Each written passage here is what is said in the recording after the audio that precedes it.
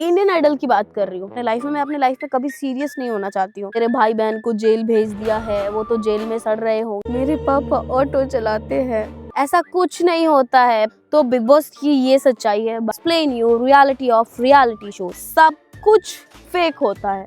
Hi guys, एक second. Smart.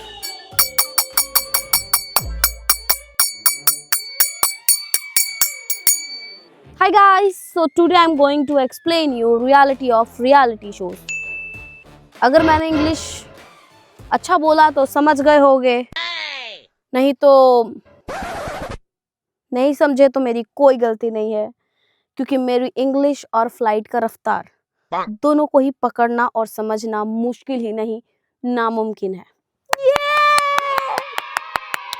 So guys, Bigg Boss, Indian Idol and Playground, तीनों की तीन सच्चाई है। नहीं, दो की तो मिलती जुलती है, लेकिन एक की बहुत खतरनाक है। मजाक से हटके बोल रही हूँ। जैसा कि आपको पता है कि प्लेग्राउंड सीजन 4 की मैं एक मेंबर रह चुकी हूँ। मेंबर ही बोलेंगे ना, हाँ। देखो, ये रियलिटी शो में जाके सरवाइव करना मुश्किल ही नहीं, हद से ज्यादा नामुमकिन है। वो भी ऐसे सिचुएशन में जब आप बाहर में बहुत ही ज्यादा ट्रोल हो रहे हो या टॉर्चर। चलो ठीक है, इस टॉपिक को बंद करते हैं। तो गाइस, जैसा कि आपको दिखता है कि इंडियन आइडल में दो लोगों में प्यार हो जाता है और फिर स्टोरियां बनती है। किसी को हिंदी बोलने नहीं आता तो किसी को समझने नहीं आता, तो कोई ये तो कोई वो सब फेक होता है। सब कुछ फेक होता है। अब मैं इसका प्रूफ कैसे दूं, आई डोंट नो, क्योंकि वहां पे कुछ भी फोन्स वगैरह अलाउड नहीं होते, तो इसका प्रूफ तो मैं नहीं दे सकती हूँ। लेकिन ट्रस्ट मी, सब कुछ फेक होता है। ये जो होता है ना कि ऑडिशन के टाइम पे आपको लाइन में लगा के वीडियोस बनाए जाते हैं या फोटोज लिए जाते हैं, या फिर ऑडिशन के टाइम पे आपकी फैमिली आ रही है, आपको सरप्राइज दिया जाता है। नहीं भाई, नहीं, ऐसा कुछ नहीं होता है। पहले से पता होता है कि फैमिली आने वाली है, ऐसे रिएक्शन देना है, ऐसे ये करना है, ऐसे वो करना है। ये सब कुछ पहले से ही डिसाइडेड होता है। इंडियन आइडल में, प्लेग्राउंड में अगर मैं बताऊं तो जब फैमिली की एंट्री होती है तब हमें नहीं पता होता है कि हमारे घर से चिट्ठी आ रहा है या फैमिली आ रहा है या मैसेज आ रहा है। उसमें हमें कुछ नहीं पता होता है। हाँ, तो प्लेग्राउंड की एक मैं सच्चाई बताना चाहती हूँ कि मेरे साथ ऐसा हुआ था कि जब इम्यून थी और मुझे जब पावर मिला था कि मैं उस वीक बाहर नहीं निकल सकती हूँ, तब एक ना वो जो होस्ट था ना, क्या नाम है उसका, युवराज। उसने बोला था कि टीम से किसी एक को अभी इसी वक्त बाहर निकलना होगा। गिन्नी, आप लेजेंड हो तो आपको ये डिसाइड करना होगा कि टीम से कौन बाहर निकलेगा। और उसके बाद ना उसने वॉइस डबिंग की थी कि गिन्नी, अगर आप डिसाइड नहीं कर पाते हो कि टीम से कौन निकलेगा तो आपको खुद ही निकलना पड़ेगा। ये वॉइस डबिंग की थी। तो कई कई चीजें ना कई बार हमारे सामने नहीं बोली जाती है, वो बाद में वॉइस डबिंग होती है। तो ये चीज होता है। बाकी अगर अंदर में बोला जाए तो भाई कुछ वैसे स्क्रिप्टेड नहीं होता है ज्यादा। बस थोड़ा बहुत ये होता है कि उनके अकॉर्डिंग ताली बजाओ और उसके बाद कि हाँ, मेंटर्स आ रहे हैं, चलो अब खड़े हो जाओ, चीयर अप करो। तो कुछ कुछ चीजें जो होती है वो थोड़ी बहुत स्क्रिप्टेड होती है, दैट्स इट। एक और चीज कि आपको लगता होगा कि ऑडिशन के टाइम हमारा डायरेक्ट ऑडिशन होता है, मेंटर्स के सामने हम जाते हैं। नहीं, उससे पहले हमारा 4 ऑडिशन हो चुका होता है। ठीक है, ये मैं प्लेग्राउंड की बात बता रही हूँ।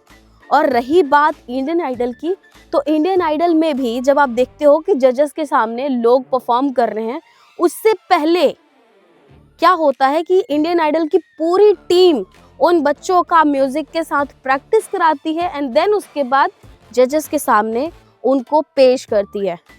और वो जो गाते हैं वो भी एक्चुअल का वॉइस नहीं होता है, उस पे भी वो थोड़ा बहुत बन के ऊपर कैसे होता है, मस्का लगाते हैं, तब जाके वो थोड़ा टेस्टी लगता है। तो वो होता है, दैट मीन्स कि थोड़ा सा ट्यून करते हैं। तो ये एक्चुअल की बात बोल रही हूँ। देखो, ये 2 का तो मुझे अच्छे से पता है। एक प्लेग्राउंड और दूसरा इंडियन आइडल, तीसरा जो है वो बिग बॉस। तो भैया बिग बॉस में जब तक जाएंगे नहीं उसके बारे में बताएंगे कैसे, लेकिन हाँ मेरे को समझ में नहीं आ रहा बिग बॉस के बारे में क्या बोलूं। हाँ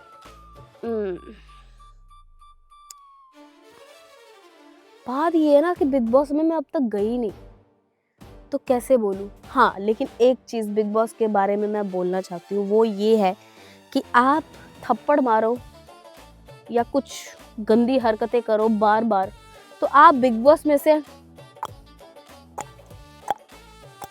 ये ऐसे टक करके निकाल दिए जाओगे बाहर।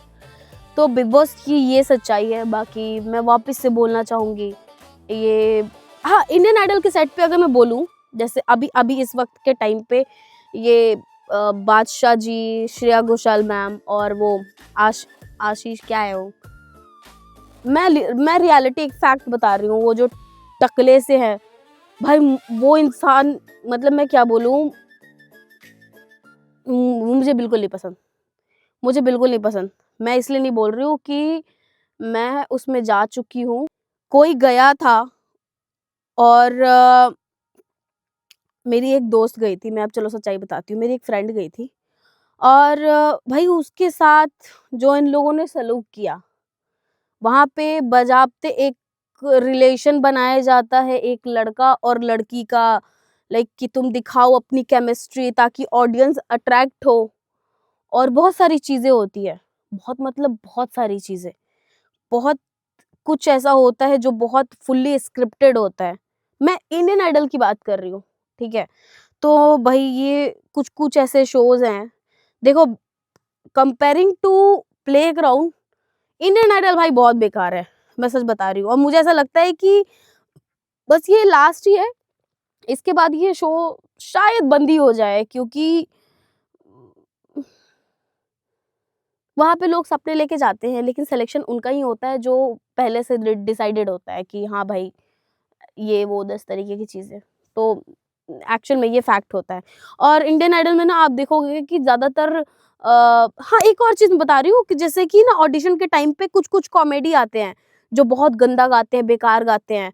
भाई वो सब ना पेड आर्टिस्ट होते हैं एक्चुअल में, कि वो सारे पेड आर्टिस्ट होते हैं, जो आपने देखा होगा इंडियन आइडल में ऐसे बेकार बहुत बेसुरा गा रहा है, तो वो पेड आर्टिस्ट होते हैं। और जजेस के पास पहुँचने से पहले जो बच्चे होते हैं ना, उनका ऑलरेडी ऑडिशन हो चुका होता है 5 से 6 बार, ठीक है? तो ऐसे ही कोई नहीं पहुँच जाता है। और ऑब्वियस सी बात है यार कि ये इतने बड़े-बड़े वो सिंगर हैं, श्रेया मैम हो गई या बादशाह जी हो गए, ये सारे लोग ऐसे ही इतने सारे लोगों का अगर ऑडिशन लेते रहे तो पागल हो जाएँगे। एक सबसे बड़ी रियलिटी बात बताऊँ इंडियन आइडल की, वो है ये कि वहाँ पे आपको ज़बरदस्ती गरीब बनाया जाता है। गरीब मतलब मेरे पापा ऑटो चलाते हैं, मेरी माँ लोगों के घर में झाड़ू पोछा करती है। ये वहाँ पे भाई समझो, ये स्क्रिप्टेड होता है। वहाँ पे स्टोरी बनाई जाती है। वहाँ पे इस तरीके से दिखाया जाता है कि जैसे महान कुछ-कुछ ऐसी चीज़ें हैं जो कि रियलिटी है। अ, मैं इतना सोच के बैठी थी कि आज के वीडियो में मैं इस तरीके से एक्सप्लेन करूँगी, ये एक्सप्लेन करूँगी, वो एक्सप्लेन करूँगी। लिटरली मैं सब भूल गई। सब कुछ भूल गई यार।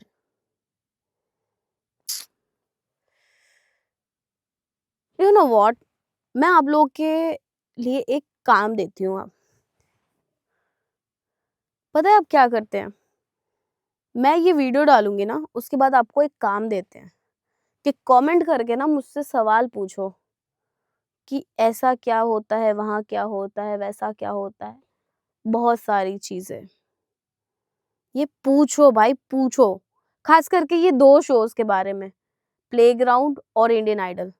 देखो, कभी भी अगर आप छोटे क्रिएटर हो ना, मैं ये मेरे साथ हो चुका है तो इसलिए मैं बता रही हूँ। कभी भी आप एक छोटे क्रिएटर हो ना, तो किसी बड़े क्रिएटर से ना पंगा मत लेना।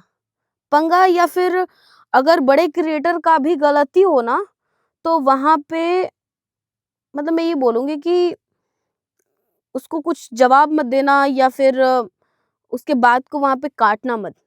अगर तुम्हें मतलब ऐसा लगता है कि तुम्हें आगे बढ़ना है या कुछ भी तो।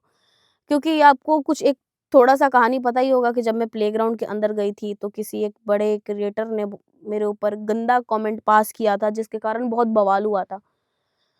तो उस बवाल के कारण भाई मैं अंदर में तो बहुत टॉर्चर हुई थी।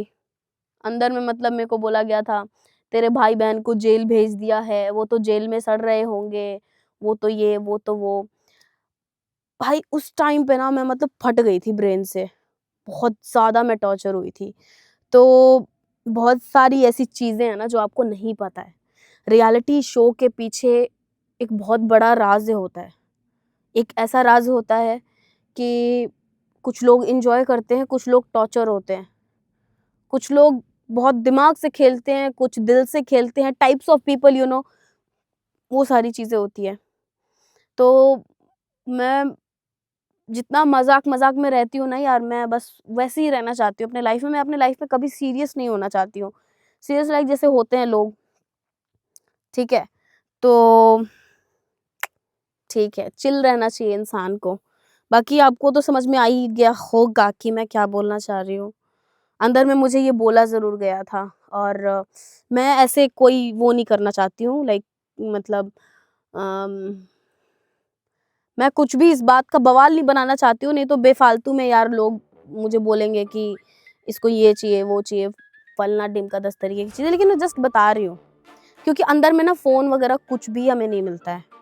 प्लेग्राउंड के अंदर में हमें बात तक नहीं करने दिया जाता। इवन मेरा बर्थडे था अंदर में, मैंने रिक्वेस्ट किया था कैमरा में कि प्लीज़ मेरे घरवालों से एक बार बात करा दो, एक बार बात करा दो, बट उनके अंदर मतलब मैं क्या बोलूँ, चाहे कितना ही रो लो उनको दया नहीं आएगा आपके ऊपर। वो तो एक शो का पार्ट है कि वो बीच में आपको फ़ोन-वोन नहीं दे सकते। बट जो मेरे साथ अंदर हुआ था ना भाई, बाहर में कुछ कंट्रोवर्सी हुआ था जब मैं घर में थी, आपको तो अच्छे से पता ही होगा। और अंदर में जो मुझे टॉर्चर किया गया था, एक छोटे से शब्द के साथ कि तेरे भाई-बहन को तो मैंने जेल में भेज दिया है। तेरा भाई वही है ना, तेरी बहन वही है ना जो जंगलों में व्लॉग बनाया करती है, तेरी बहन वही है ना, लॉयर है ना तेरी बहन। मैंने कहा चलो कोई नहीं यार, अपन भी एक दिन वही कुछ नहीं यार, कुछ नहीं, मैं जो हूँ वो बस मस्त हूँ। मेरे को ज़रूरत नहीं है किसी की तरह बनने की। सो गाइस प्लीज़ आपके मन में जो भी सवाल होगा, उस सवाल का जवाब देने के लिए मैं बैठी हूँ यहाँ पे। तो एक बारी कमेंट ज़रूर कर देना और मेरे एक छोटे से रियलिटी वीडियो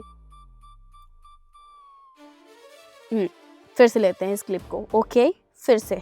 तो मेरा ये छोटा-सा रियलिटी एक्सप्लेन करने का वीडियो कैसा लगा कमेंट करके बताना ज़रूर।